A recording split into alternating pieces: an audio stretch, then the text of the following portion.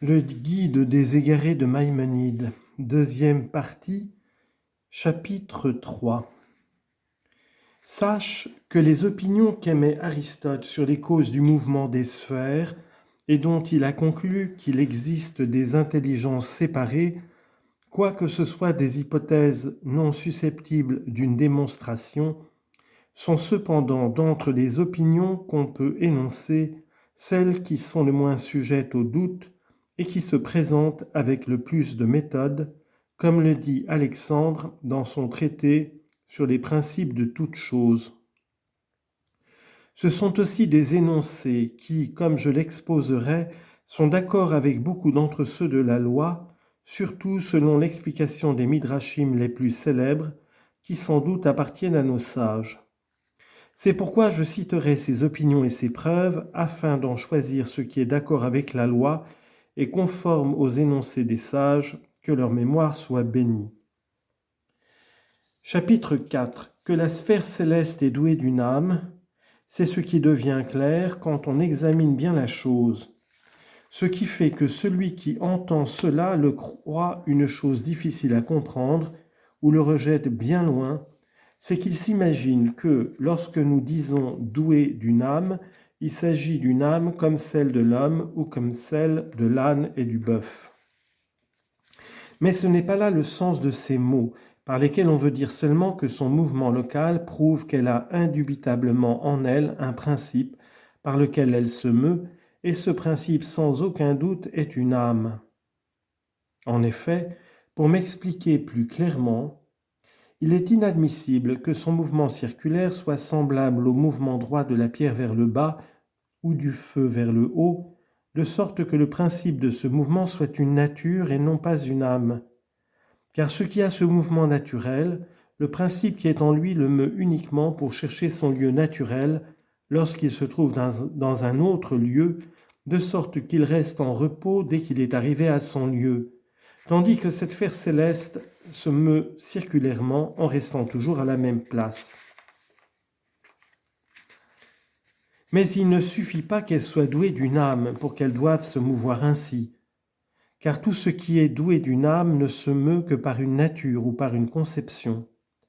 Par nature, je veux dire ici ce qui porte l'animal à se diriger vers ce qui lui convient et à fuir ce qui lui est contraire, n'importe que ce qui le met ainsi en mouvement soit en dehors de lui. Comme par exemple lorsque l'animal fuit la chaleur du soleil et que, ayant soif, il cherche le lieu de l'eau, ou que son moteur soit l'imagination, car l'animal se meut aussi par la seule imagination de ce qui lui est contraire et de ce qui lui convient. Or, cette sphère ne se meut point dans le but de fuir ce qui lui est contraire ou de chercher ce qui lui convient, car le point vers lequel elle se meut est aussi son point de départ, et chaque point de départ est aussi le point vers lequel elle se meut.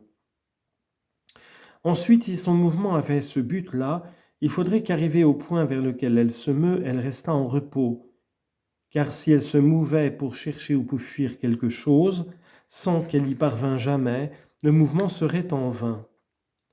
Son mouvement circulaire ne saurait donc avoir lieu qu'en vertu d'une certaine conception qui lui impose de se mouvoir ainsi. Or, la conception n'a lieu qu'au moyen d'un intellect. La sphère céleste, par conséquent, est douée d'un intellect. Mais tout ce qui possède un intellect par lequel il conçoit une certaine idée et une âme par laquelle il lui devient possible de se mouvoir ne se meut pas nécessairement quand il conçoit une idée, car la seule conception ne nécessite pas le mouvement. Ceci a été exposé dans la philosophie première ou dans la métaphysique, et c'est clair aussi en soi-même. En effet, tu trouveras par toi-même que tu conçois beaucoup de choses vers lesquelles aussi tu es capable de te mouvoir et que cependant tu ne te meus pas vers elles jusqu'à ce qu'il te survienne nécessairement un désir qui t'entraîne vers cette chose que tu as conçue, et alors seulement tu te meus pour obtenir ce que tu as conçu. Il est donc clair que ni l'âme par laquelle se fait le mouvement, ni l'intellect par lequel on conçoit la chose ne suffisent pour produire le mouvement dont il s'agit jusqu'à ce qu'il s'y joigne un désir de la chose conçue. Il s'ensuit de là que la sphère céleste a le désir de s'approcher de ce qu'elle a conçu, à savoir de l'objet aimé, qui est Dieu, que son nom soit exalté. C'est à ce point de vue qu'on a dit que Dieu met en mouvement la sphère céleste, c'est-à-dire que la sphère désire s'assimiler à l'objet de sa perception, et c'est là cette chose conçue par elle qui est d'une simplicité extrême, dans laquelle il ne survient absolument aucun changement ni aucune situation nouvelle, et dont le bien émane continuellement. Mais la sphère céleste, en tant qu'elle est un corps, ne peut cela que parce que son action est le mouvement circulaire, pas autrement, car le plus haut point de perfection que le corps puisse atteindre, c'est d'avoir une action perpétuelle. C'est là le mouvement le plus simple que le corps puisse posséder, et cela étant, il ne survient aucun changement, ni dans son essence, ni dans l'épanchement des bienfaits qui résultent de son mouvement. Aristote, après avoir reconnu tout cela, se livra à un nouvel examen par lequel il trouva démonstrativement qu'il y a des sphères nombreuses dont les mouvements respectifs diffèrent les uns des autres par la vitesse, par la lenteur et par la direction, quoiqu'elles aient tout en commun le mouvement circulaire. Cette étude physique le porta à croire que la chose que conçoit telle sphère, de manière à accomplir ce mouvement rapide en un jour, doit nécessairement différer de celle que conçoit telle autre sphère qui accomplit son mouvement en 30 ans. Il en a donc décidément conclu qu'il y a des intelligences séparées, du même nombre que celui des sphères, que chacune des sphères éprouve un désir pour cette intelligence qui est son principe, et que celle-ci lui imprime le mouvement qui lui est propre, de sorte que telle intelligence déterminée met en mouvement telle sphère.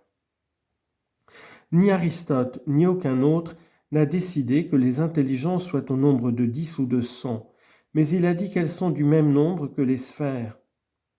Or, comme on croyait de son temps que les sphères étaient au nombre de 50, Aristote dit, s'il en est ainsi, les intelligences séparées sont au nombre de 50.